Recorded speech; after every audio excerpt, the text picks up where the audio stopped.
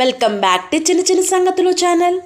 Last వీడియోలో మనం కురుక్షేత్ర యుద్ధం ప్రారంభమైన తరువాత మొదటి రోజు ధృతరాష్ట్ర పుత్రుడైన వైశ్యానందుడు యుయుత్సుడు పాండవ సైన్యంలోనికి చేరడం, అలాగే యుద్ధం మొదలైన తరువాత భీమసేనుడు మొదటి విజయం సాధించడం, యుద్ధంలో తాత మనవల మధ్య హోరాహోరున పెద్ద యుద్ధం జరగడం, అలాగే అర్జునుడు పుత్రుడైనటువంటి అభిమన్యుడికి మరియు భీష్మ పితామహుడికి మధ్య పెద్ద యుద్ధమే జరిగింది. పాండవ సైన్యంలోని ఉత్తరుడిని కౌరవ సైన్యంలోని శల్యునిచే చంపబడడం మరియు మొదటి రోజు కురుక్షేత్ర యుద్ధం ఎలా ముగిసిందో మనం లాస్ట్ వీడియోలో తెలుసుకున్నాం కదా. దీనికి సంబంధించిన వీడియో లింక్ నేను డిస్క్రిప్షన్ బాక్స్లో ఇస్తాను, ఎవరైనా చూడకపోతే చూడండి. ఈరోజు ఈ వీడియోలో మనం రెండో రోజు కురుక్షేత్ర యుద్ధం ఎలా ముగిసింది, ఎలా ప్రారంభమైన దాని గురించి తెలుసుకుందాం. వీడియోలోకి వెళ్ళే ముందు ప్లీజ్ సబ్స్క్రైబ్ మై ఛానల్. వీడియోను పూర్తిగా చూసి మీకు నచ్చితే లైక్ చేయండి. కురుక్షేత్ర యుద్ధంలో మొదటి రోజు సూర్యాస్తం సమయంలో ధర్మరాజు యుద్ధం విరమించవలసిందిగా రెండు సేనలకు హెచ్చరిక చేశాడు. ఆ తర్వాత ఎవరి విజయవార్తలను వాళ్ళు పొగుడుకుంటూ తమ తమ శిబిరాలకు వెళ్ళిపోయారు. అభిమన్యుని ఒడిలో చేర్చుకుని ముద్దు పెట్టుకుంటూ మాటి మాటికి అభిమన్యుని స్తుతిస్తూ ధర్మరాజు తమ్ములతో కలిసి సంతోషంతో యుద్ధభూమి నుండి వైదొలిగాడు. తెల్లగా తెల్లవారింది మన్నాడు. ఆకాశం బద్దలయ్యేటట్టు ఇరు పక్షాలు జయభేరాలు మ్రోగుతుండగా పరస్పరం ఢీకొని తిరిగి వారి ఇరువురి సైన్యాలు కూడా పోరు ప్రారంభించాయి.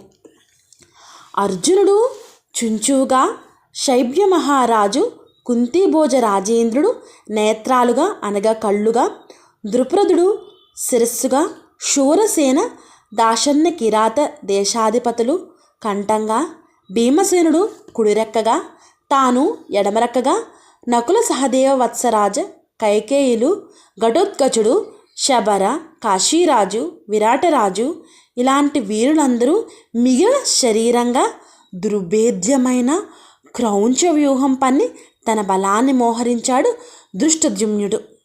భీష్ముడు ఆ రోజు భీషణ ప్రభాకరుడే పాండవ సైన్యం మీద విజృంపచసాగాడు. వేలాది రాజును చంపాడు భీష్ముడు. అలాగే లక్షలాది కాల్బలాన్ని నాశనం చేసేశాడు. కోట్లాది గజశ్వ సైన్యాన్ని అంటే ఏనుగుల్ని, గుర్ర సైన్యాల్ని కూడా నూరమాడేశాడు భీష్ముడు. అంతకంతకు రెట్టించిన పరాక్రమానికి చెలియాలి కట్టై అర్జునుడు స్థిరంగా నిలిచి అతన్ని నిలువరిచాడు. ద్రోణ, కృప, అశ్వత్థామ, దుర్యోధనుడు అందరూ కూడా భీష్మునికి బాసటగా నిలిచారు. ధర్మరాజు, భీముడు, నకుల సహదేవులు, ఘటోత్కచుడు, అభిమన్యుడు అర్జునుడికి రక్షకులై నిలిచారు. రెండో రోజు యుద్ధంలో భీమసేనుడు మహోగ్రుడై విజృంభించాడు. దుర్యోధనుడు కళింగపతిని ప్రేరేపించి ఉరికల్పి వేల కొలది ఏనుగుల్ని భీముడు పొడిపొడి చేసేశాడు. తన మీదకు వచ్చిన దుర్యోధని వక్షం చీలేట్టు కొట్టి మూర్ఛిల్ల చేశాడు భీముడు. కళింగరాజు పుత్రులు శుక్రదేవ కేతుమంత్రులను చిత్రవధ చేసి కళింగరాజును యుద్ధభూమి నుండి ప్రాలద్రోలాడు. ఒక వంక భీముని బల విజృంభణ చూస్తూ వేరొక వంక భీష్మునితో యుద్ధం చేస్తూనే మరొక పక్కన అర్జునుడు కౌరవ సైన్యాన్ని ఎండిపోయిన వృక్షసంతులను దావాగ్ని చెలరేగి దహించినట్లు అంటే కాల్చినట్లుగా నిర్దహించసాగాడు అర్జునుడు. ఆ రోజు భీష్ముడితో చంపబడిన తమ బలానికి రెండింతలుగా కౌరవ సైన్యాన్ని నాశనం చేశాడు అర్జునుడు. ప్రొద్దుకూకేంత వరకు అంటే సూర్యాస్త సమయం వరకు కూడా రెండు బలాల వారు వీర విహారం చేసి సూర్యాస్తం అయిపోగానే మళ్ళీ పోరు విరమించుకుని ఎవరి శిబిరాలకి వాళ్ళు వెళ్ళిపోయారు. రెండో రోజులో పాండవ సైన్యం చాలా వరకు నాశనమైంది. అలాగే పాండవ సైన్యానికన్నా కౌరవ సైన్యాన్ని అర్జునుడు కూడా ఎక్కువగానే నూరమాడసాగాడు. మూడో రోజు రెండు సేనలు మళ్ళీ తలపడ్డాయి. అప్పుడు భీష్ముని ప్రతాపం చాలా ఘోరంగా జరిగింది. భీష్ముడు తన పూర్తి ప్రతాపాన్ని చూపించి పెద్దగా యుద్ధం చేయసాగాడు. భీష్ముని ప్రతాపం గురించి మనం రేపటి వీడియోలో తెలుసుకుందాం.